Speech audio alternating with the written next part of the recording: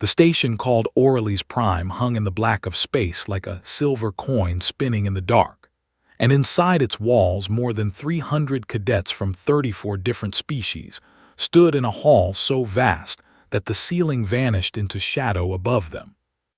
Commander Thisra walked to the front of the hall, and the sound of her clawed feet on the metal floor was enough to make every cadet fall silent at once, because Thisra was not the kind of officer who needed to raise her voice to command attention, and she never had been. She was Vithrani, which meant she stood nearly 8 feet tall with a body covered in dark armored plates and 4 arms that folded behind her back when she was thinking and spread wide when she was angry, and right now they were folded, which meant she was thinking, and that was somehow worse than anger.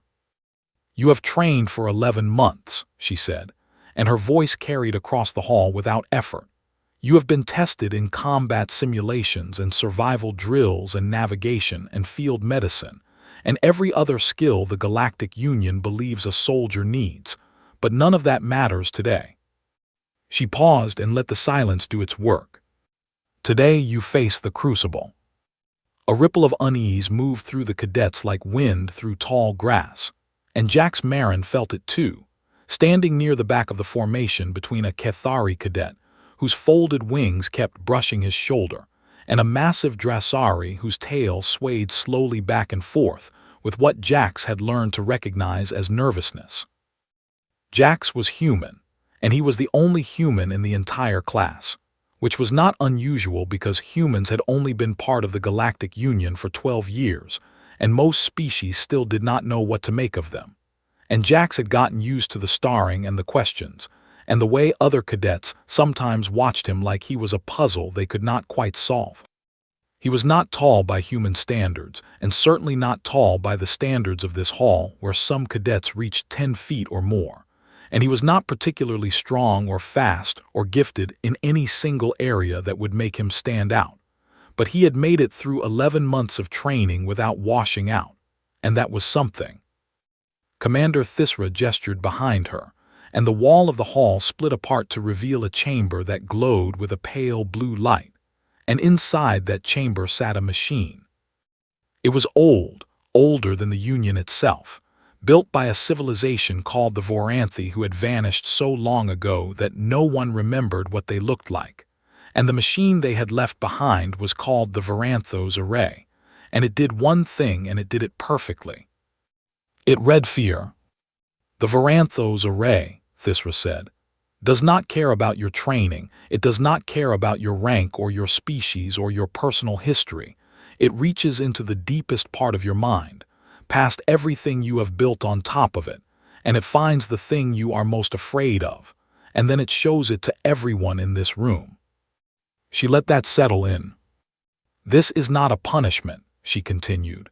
"This is a gift, because a soldier who does not know what they fear is a danger to everyone around them, and I will not send dangers into the field, I will send soldiers."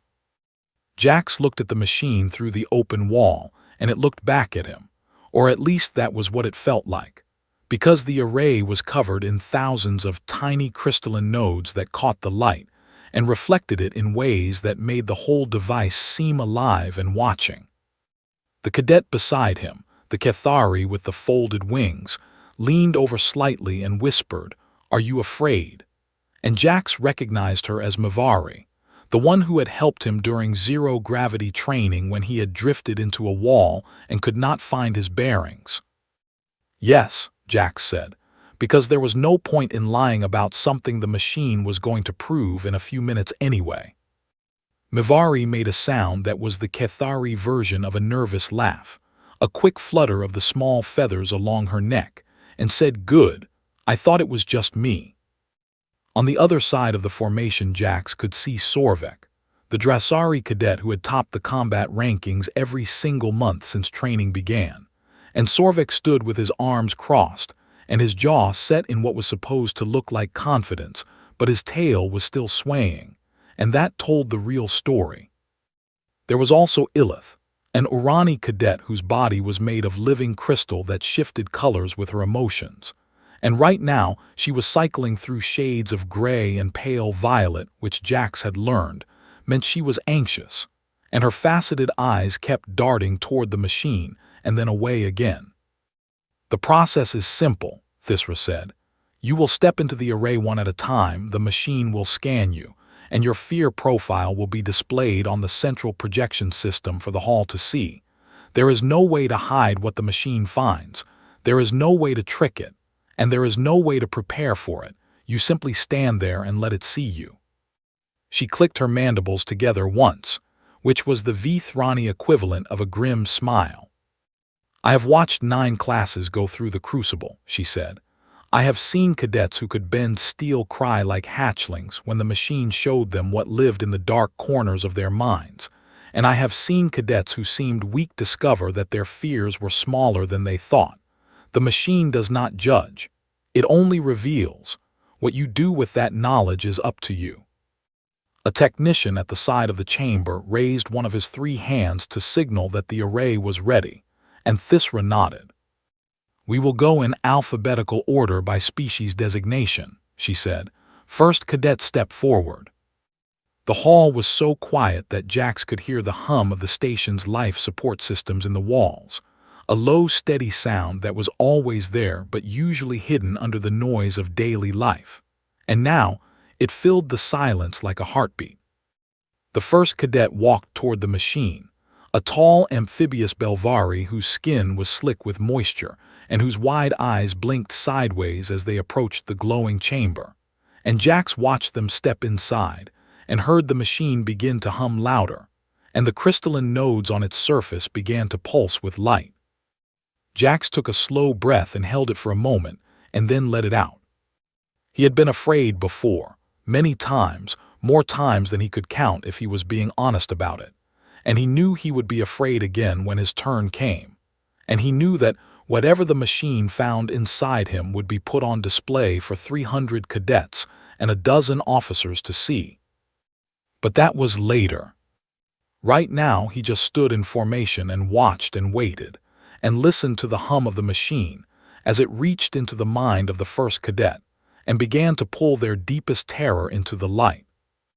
And somewhere in the back of his mind, in a place he did not look at very often because looking at it too closely never helped anything, Jax Marin was already afraid, not of the machine, not of what it would find, but of the simple and terrible fact that he already knew exactly what it was going to show, and it was going to be a very long list.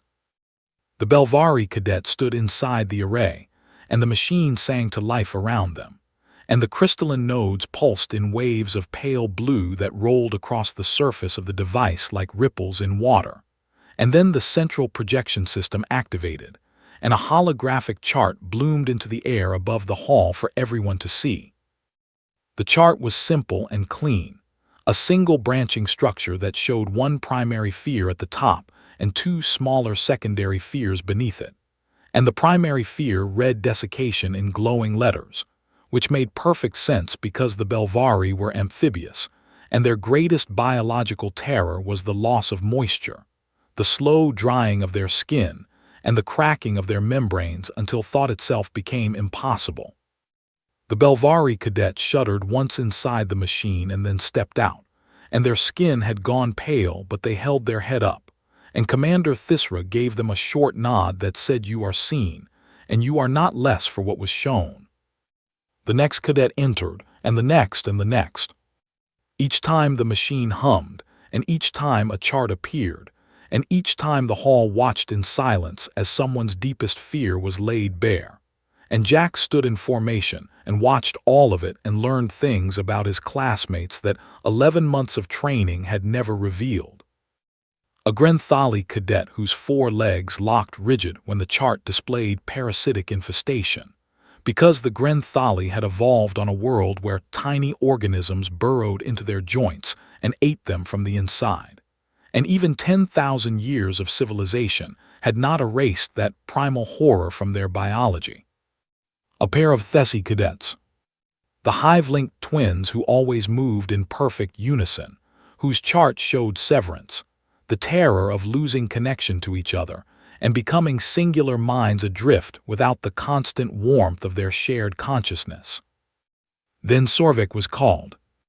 The big Drasari walked forward with his shoulders squared and his claws clicking on the floor and his tail finally still, held rigid behind him in what Jax knew was a display of forced control, because Sorvik had spent 11 months being the best at everything, and he was not about to let anyone see him falter.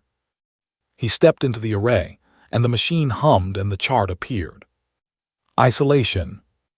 The word hung in the air above the hall in letters that seemed almost gentle compared to what they meant, and beneath it the chart branched into silence and last of bloodline, and Jax watched as Sorvik's rigid composure cracked just slightly, a tremor in his massive hands, a flicker in his amber eyes, because the Drasari were pack creatures who had evolved in bonded family units of 20 or more, and to be alone, truly alone, with no voice answering your call in the dark, was the thing that lived at the bottom of every Drasari nightmare. Sorvik stepped out of the machine, and he did not look at anyone, and no one looked at him, because there was an unspoken agreement in the hall that you did not stare at someone's exposed fear the way you would not stare at an open wound, and Thisra gave him the same short nod, and he returned to formation with his tail swaying again, but his jaw set even harder than before. Then Illith. The Urani cadet moved toward the machine, and her crystalline body was cycling through colors so fast that she looked like a prism caught in spinning light. And when she stepped into the array, the machine made a sound it had not made before, a higher pitch, almost musical, as if it was adjusting itself to read a mind that was structured differently from organic thought. Her chart appeared, and it read resonance collapse. Jax did not fully understand what that meant, but the other Urani cadets in the hall clearly did, because two of them made sharp chiming sounds of distress, and Illith herself flickered, her entire body going dim for a moment before brightening again, and Jax learned later that resonance collapse was the Urani equivalent of losing your mind, not in the way humans meant it, but literally, the shattering of the crystalline matrix that held coherent thought together, becoming a pile of beautiful shards that could feel nothing and think nothing and were nothing. She stepped out of the machine, and there were tiny fracture lines running across her left arm that had not been there before, stress cracks from the intensity of the reading, and the hall was very quiet. Then Mavari.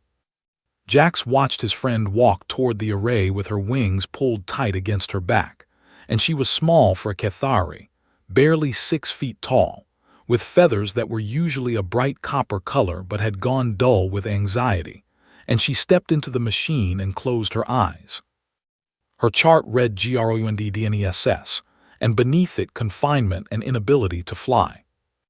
The Cathari were creatures of the air, born on a world of endless sky and towering thermal columns, and the idea of being trapped on the ground, unable to spread their wings, unable to rise, unable to flee upward into the safety of open space above them, was the thing that turned their blood cold, and Mavari stood in the machine with tears running down her face, which was something Jax had not known the Cathari could do, but she did not make a sound.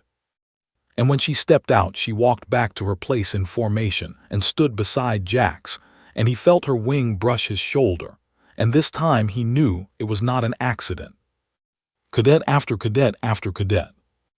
The Yolvani feared predation from below.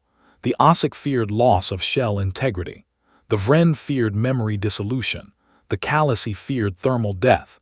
And every single reading was clean and structured and made perfect evolutionary sense. Because fear was a product of biology and environment and history. And every species had been shaped by specific pressures that had carved specific terrors into the deep architecture of their minds. The instructors watched with calm professional interest because this was expected. This was data. This was the entire point of the exercise, to take the hidden and make it known so that it could be understood and managed and trained around, and every chart was a tool that would help them build better soldiers. The hall had settled into a rhythm, the hum of the machine, the bloom of the chart, the moment of silence, the short nod from Thisra, the cadet returning to formation, and it was almost routine now, almost predictable, almost safe. And then a technician checked the list and called out the next name. Cadet Marin, Jack's human, stepped forward. Jax felt 300 pairs of eyes turn toward him, and he felt Mavari's wing press against his shoulder one more time, and he took a breath the way he had taken 1,000 breaths before when something difficult was in front of him, and the only way through it was forward. He stepped out of formation and walked toward the machine, and the sound of his boots on the metal floor was the only sound in the hall, and the Varanthos array waited for him with its thousands of crystalline nodes glowing softly in the blue light. He stepped inside, and the machine began to scream. It was not really a scream, not in the way a living thing screams, but every person in that hall would later describe it the same way because there was no other word for the sound the Varanthos array made when it began to read the mind of Jax Marin. The hum that had been steady and controlled for every previous cadet turned into something wild, a rising whine that climbed in pitch until it vibrated in the bones of every being in the room, and the crystalline nodes on the surface of the machine did not pulse in gentle waves the way they had before. They blazed, all of them, all at once, like a sky full of stars catching fire at the same time. The technicians at the side of the chamber moved fast, their hands flying across control panels, their voices sharp with alarm, and one of them called out, "Power draw is 300% above normal and climbing," and another said, "The projection system is trying to render but it cannot keep up," and Commander Thisra stepped forward with all four of her arms unfolded, which meant she was no longer thinking. She was ready to act. The central projection system activated, and the hall went completely silent. Every previous chart had been clean, a tree with a trunk and branches, a simple structure that any cadet could read and understand at a glance, one primary fear at the top, a few secondary fears below, neat and organized and logical. The chart that appeared above the hall for Jax Marin was not a tree. It was a storm.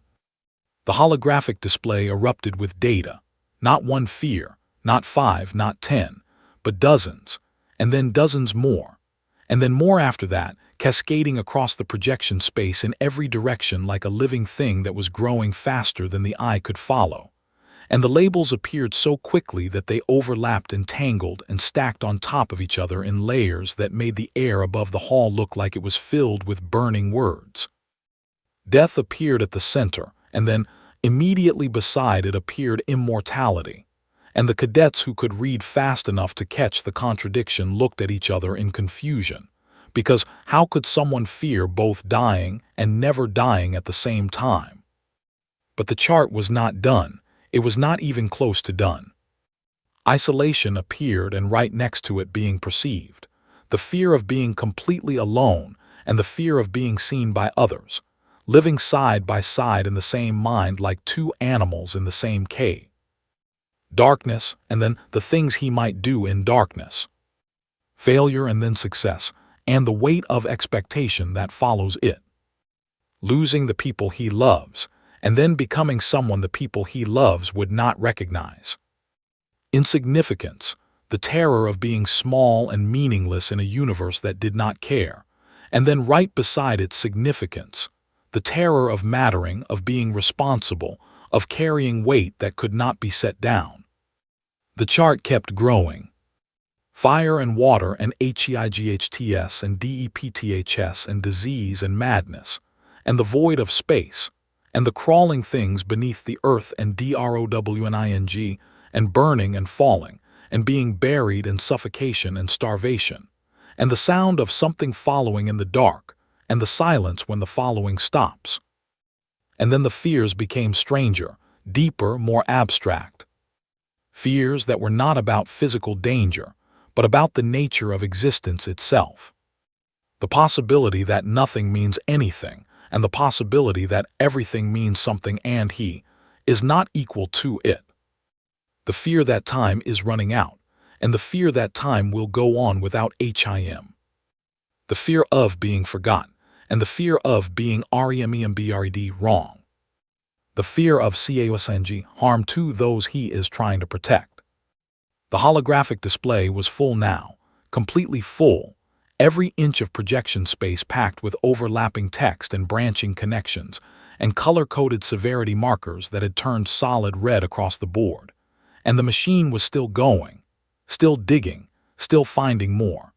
Because the Varanthos array had been designed to read fear the way it existed in every other species in the galaxy, which was as a specific and limited response to specific and limited threats. And it had never encountered a mind where fear was not a room with walls, but an ocean without a floor. The technician who had called out the power readings earlier said in a voice that had gone very quiet, "The array is requesting additional processing capacity. It has never done this before. In 1,200 years of operation, it has never once needed more than its base capacity." Commander Thisra said, "Let it run." The machine drew more power and the lights in the hall dimmed, and the chart continued to grow. And now the projection system itself was struggling, compressing data, stacking fears into categories that immediately broke apart because human fear did not fit into categories. It bled across every boundary and connected to everything else in ways that the Voranthi engineers who built this machine had never imagined possible. And through all of this, through the screaming machine and the blazing nodes and the storm of fear that was painting the air above the hall in letters of fire, Jax Marin stood inside the array and did not move. He was not calm. That was not the right word, because calm implied the absence of what was being shown on the screen, and there was no absence here. There was so much presence that the machine could barely contain it. But Jax stood with his feet planted, and his hands at his sides and his breathing steady, not because he was unafraid, but because this was not new to him. This was Tuesday. This was every day of his life. The cadets in the hall stared at the display, and then stared at Jax, and then stared at the display again, and they could not understand how those two things existed in the same reality. How a being could contain that much terror and still be standing, still be breathing, still have a resting heart rate that was only slightly elevated above normal. Mavari had her hands pressed over her beak, and her feathers had gone completely white, which was a Cathari fear response so extreme that Jax had never seen it in training. And Sorvik had taken one step backward, which was something the big Drasari had never done in his life. And Illith was chiming softly, a sound of pure distress, her crystal body flickering with colors that had no name. The Varanthos array ran out of display space. For the first time in its 1,200-year operational history, the machine could not show everything it had found. And so it did something that no technician had ever seen and no manual had ever described. It began to compress the entire reading into a single summary, pulling all of those hundreds of fears and thousands of connections and millions of data points into one final display. The storm of text collapsed inward like a galaxy falling into itself, and the overlapping words and branching structures and color-coded markers all folded together and merged and simplified, until there was nothing left on the holographic display except a single word, rendered in white light against the darkness of the hall, steady and clear and undeniable. Everything. The machine powered down. The crystalline nodes went dark one by one like stars going out, and the hum that had filled the hall faded into silence. And Jax Marin stood in the center of the array in the sudden quiet and looked up at that single word hanging above him, and his expression was not shock or shame or despair. It was recognition. The way you look at your own face in a mirror, not surprised, not upset, just aware, just familiar, just the quiet acknowledgement of something you have known about yourself for as long as you can remember. He stepped out of the machine, and his boots made the same sound on the metal floor that they had made on the way in, and he walked back toward the formation, and 300 cadets watched him go, and not one of them made a sound, and Commander Thisra did not give him the short nod she had given every other cadet, because for the first time in 9 classes, she did not know what the nod would mean. The word everything hung in the air above the hall for 6 more seconds before the projection system finally shut down, and in those 6 seconds, every cadet in that room understood something they had never understood before. They had always thought humans were brave. They were beginning to realize they had no idea what that word actually meant. The room they brought him to was small and white and very quiet, and it had 2 chairs and a table and nothing else.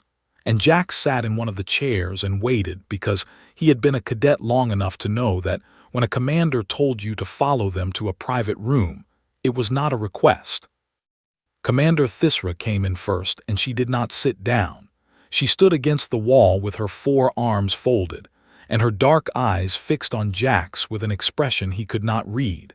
And then Dr. Uven came in behind her and closed the door. Dr. Uven was Feloni, which meant she was small, barely 4 feet tall, with soft gray skin and enormous black eyes that always looked slightly wet, and she was the Academy's chief psychologist and empath, which meant she did not just study emotions. She felt them. Other people's emotions flowed into her like water into a cup, and she had been feeling the emotions of every cadet who stepped into the array for the past 9 years. She sat down across from Jax, and she looked at him the way a doctor looks at a scan they do not quite believe, and her hands were trembling, which Jax noticed but did not mention. "I have evaluated 4,000 cadets across 90 cycles," Dr. Uven said, and her voice was steady even if her hands were not. "I have felt the fear of every single one of them as they stepped into the array, and I need you to understand something before we begin, Cadet Marin. You are not in trouble." "Okay," Jack said. "I also need you to understand that what I felt when you were in that machine was unlike anything I have experienced in my entire career, and I have been doing this for a very long time." Jax nodded but did not say anything because he was not sure what the right thing to say was. Commander Thisra shifted against the wall and said, "The array has been in continuous operation for 1,200 years. It has scanned over 170,000 cadets from every species in the Galactic Union, and it has never produced a reading like yours. So I need you to help me understand what happened in there, because either the machine is broken or you are, and the technicians have already confirmed that the machine is functioning perfectly." "I am not broken," Jack said, and he said it simply, without anger or defensiveness, just a statement of fact the way someone might say that it was cold outside or that the lights were on. "No," Dr. Uven said quietly, "you are not, and that is the part I cannot make sense of because I felt everything the machine found, Cadet. I felt all of it, every single fear it pulled out of you, and there were so many that for a moment I lost track of where your emotions ended and mine began, and that has never happened to me before." She paused and her large eyes blinked slowly. "But underneath all of that fear," she said, "underneath every single layer the machine uncovered, I felt something else, something steady, something that did not move no matter how much fear was piled on top of it, and I do not have a word for it in my language." "I might," Jack said. Thisra leaned forward slightly, all 4 arms now at her sides, which meant she was not thinking or angry. She was listening, truly listening, which was something she did not do often because she rarely needed to. "Every other species I have evaluated has what I would call a fear architecture," Dr. Uven said. "It is built around specific threats, specific dangers that shaped their evolution. The Drasari fear isolation because they evolved in packs, the Cathari fear confinement because they evolved in open sky, the Urani fear resonance collapse because their consciousness depends on crystalline coherence. Every species has a structure, and that structure makes sense." "Humans do not have a structure," Thisra said, and it was not a question. "No," Jack said, "we do not." "Then explain," Thisra said. Jax was quiet for a moment, not because he did not know the answer, but because he was thinking about how to say it in a way that would make sense to someone who had never lived inside a human mind. "Where I come from," he said, "everything was trying to kill us, not one thing, not a specific predator or a specific environment. Everything, the animals hunted us. The weather froze us and burned us and drowned us. The water carried diseases and so did the air. The ground shook and opened up and swallowed us. The other humans were sometimes the most dangerous thing of all, and this went on for hundreds of thousands of years. He looked at his hands for a moment and then looked back up. Most species on most worlds evolved to deal with one or two major threats, he said, and so their fear became focused around those threats, sharp and specific like a blade. But humans did not get that. We did not get to specialize. We had to be afraid of everything because everything was a genuine threat. And so our fear became, he paused and almost smiled, comprehensive. Dr. Uven leaned forward, but the machine showed hundreds of fears, some of them contradictory. You fear death and you fear living forever. You fear being alone and you fear being watched. How do you function with that level of internal contradiction? We just do, Jax said, and then he shook his head because he knew that was not a good enough answer. When you are afraid of one thing, you can run from it or fight it or avoid it. But when you are afraid of everything, you cannot run because there is nowhere to go that is not also frightening. And you cannot freeze because the thing behind you is just as scary as the thing in front of you. So you are left with only one option. Which is what? Thisra said. You walk forward, Jax said.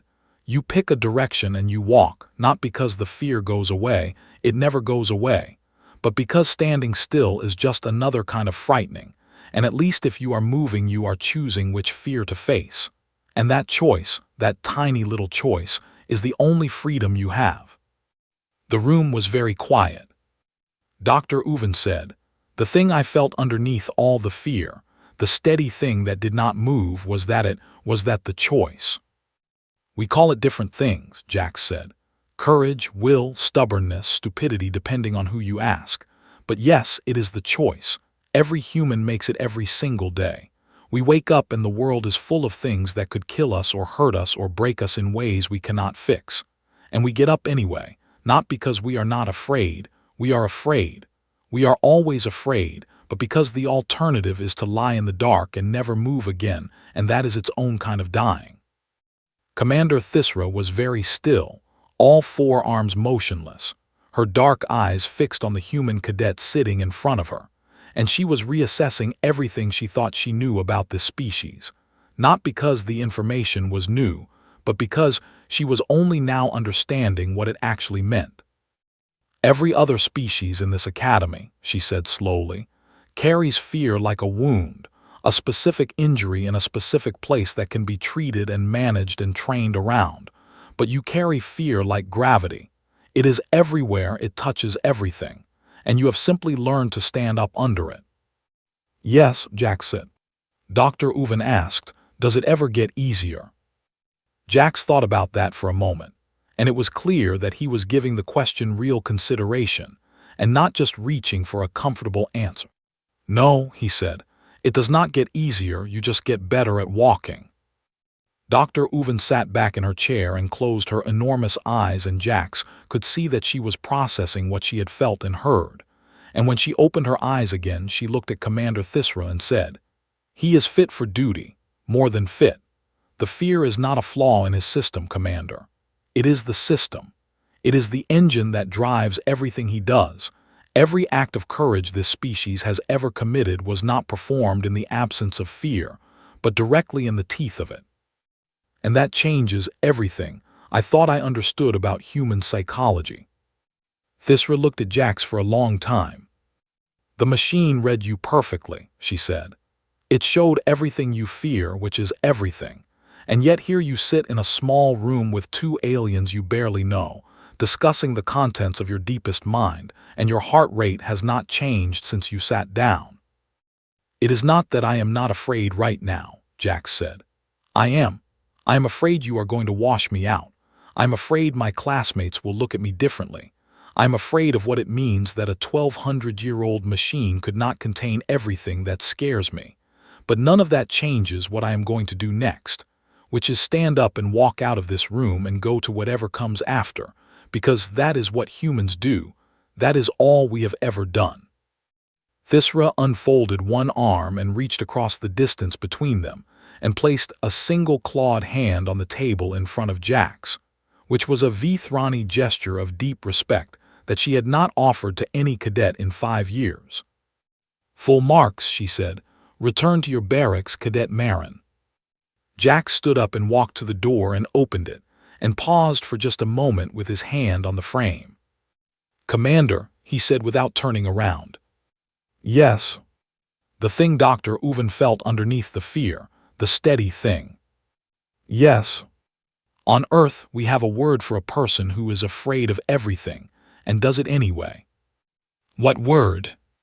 "Human," Jack said, and he walked out and closed the door behind him, and his footsteps faded down the corridor, steady and even and unhurried, the footsteps of someone who was afraid and had always been afraid and would always be afraid and had never once let that stop him. 6 months later, a fractured moon called Rithais 4 was burning, and Jack's Marin was running through the smoke with a pulse rifle in his hands and fear in every single cell of his body. And he was fine with that because he had never known anything different. The Harrowkind raiders had hit the Union outpost at dawn, which was the time of day when the light on Rithais 4 came through the cracks in the moon's surface in long golden shafts that would have been beautiful if they were not currently filled with weapons fire. And the outpost's garrison had been overrun in the first 9 minutes, which left only the training platoon that had arrived the day before for what was supposed to be a routine field exercise. The platoon was made up of cadets who had graduated from Orelys Prime 3 months ago, which meant Jax knew every single one of them.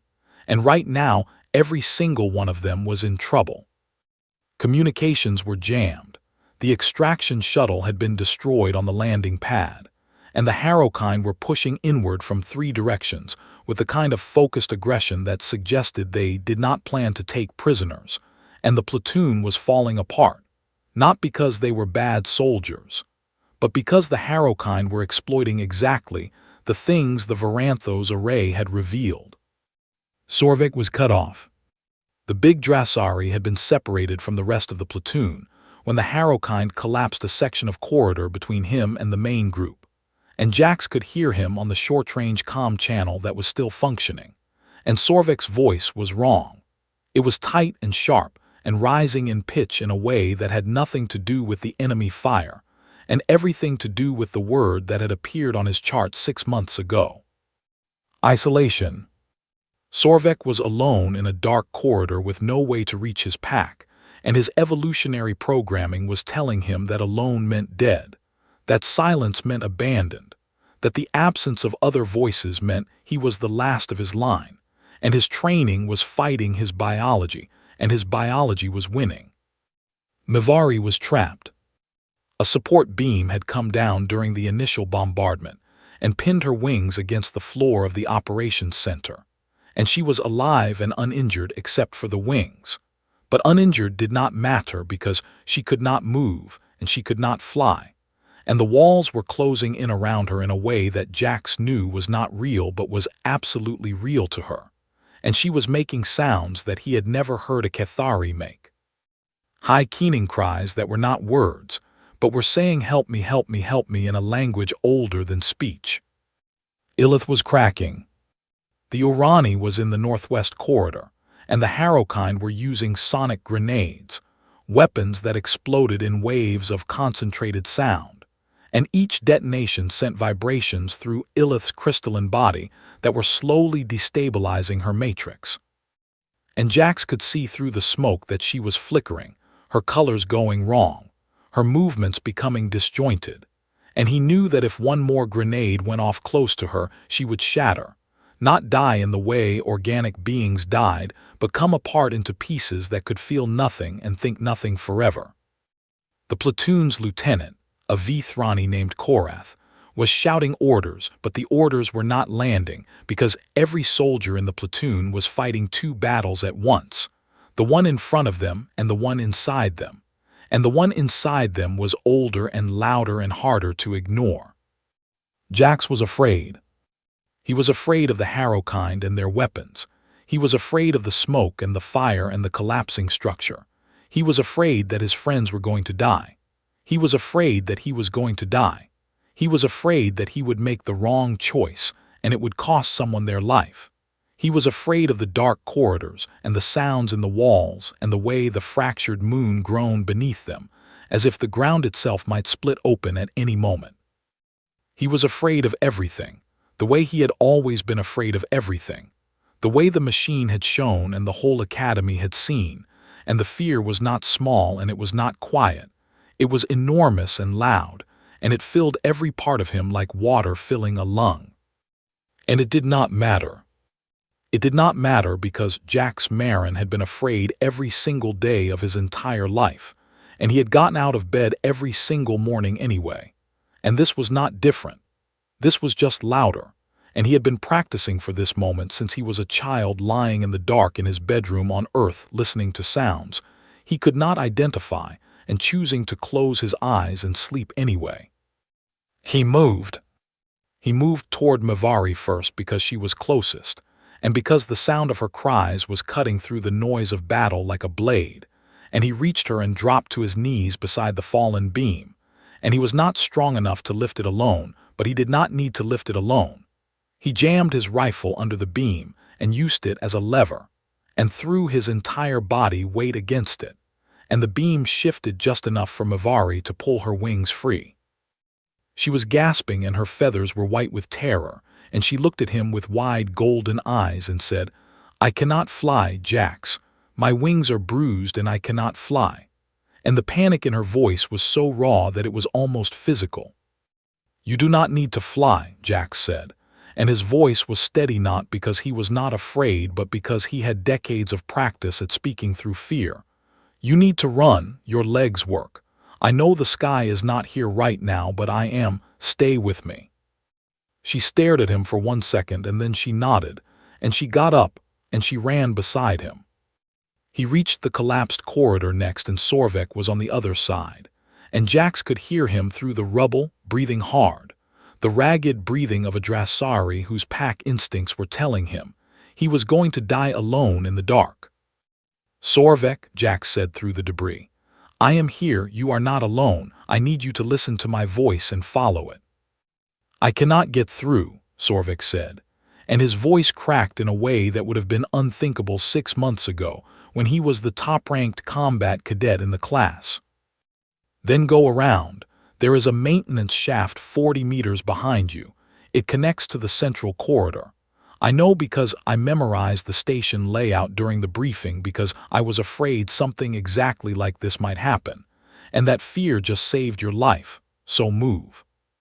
There was a pause and then the sound of heavy footsteps moving fast, and 4 minutes later Sorvek came through a side door into the central corridor, and he was shaking, but he was moving and he was not alone anymore. Illith was the hardest.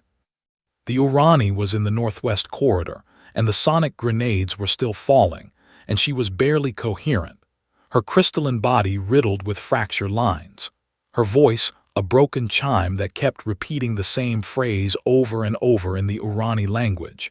And Jax did not speak Urani, but he did not need to because he could see what was happening.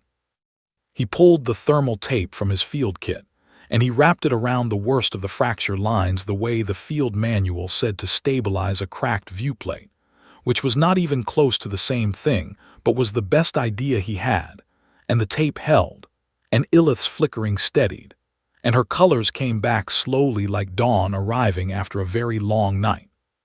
"Stay with me," Jax said, and he pulled her behind cover as another sonic grenade went off, and he covered her body with his own because human bodies were soft and organic and could absorb sonic damage in ways that crystalline bodies could not. And it hurt. It hurt quite a lot actually. But pain was just another kind of fear, and Jax was on familiar terms with all of them.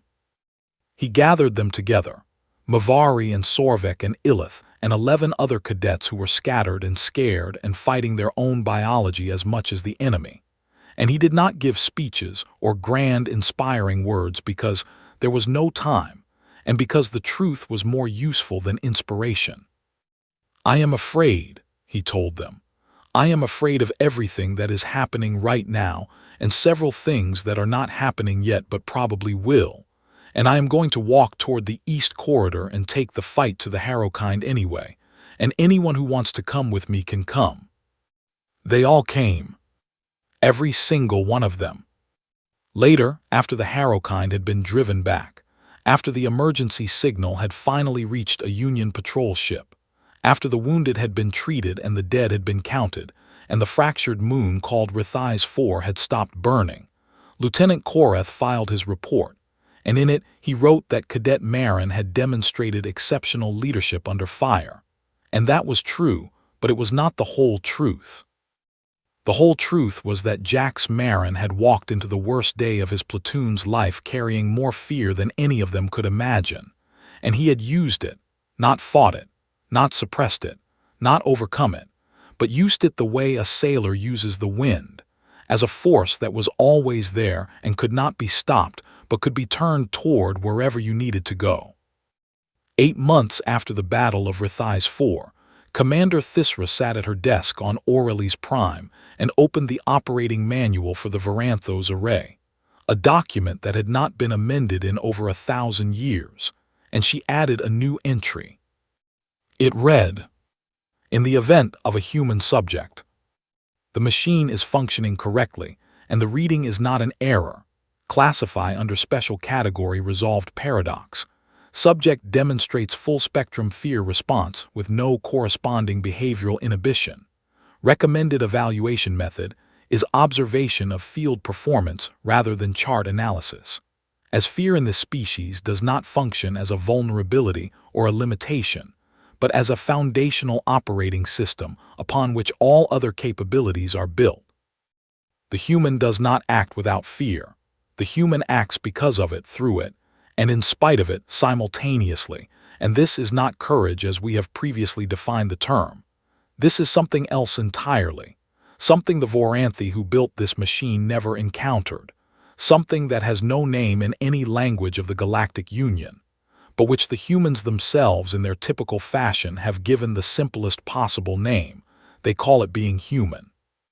She closed the manual and filed the amendment and looked out the window of her office at the stars.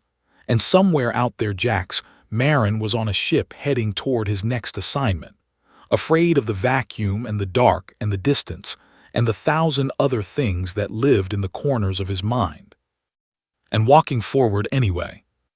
The story spread the way stories do in a military that spans a galaxy, passed from barracks to mess halls to bridge crews, growing a little with each telling but never losing its core. And within a year every cadet at every academy in the Galactic Union had heard about the human whose fear chart displayed a single word, and the word was everything. And the part that kept them awake at night was not the fear itself, but the fact that the human had looked up at that word and recognized it the way you recognize your own reflection. Not surprised, not ashamed, just familiar. And across all those worlds and stations and ships, in every species and every language, the question was always the same, asked in whispers and in wonder, in lecture halls and in foxholes, in the quiet moments before sleep when fear was closest and the dark was deepest. How do they do it? How do the humans do it? How do they carry all of that and still keep walking? And the answer, if a human was there to give it, was always the same. We just do. We have always just done. And we are not going to stop.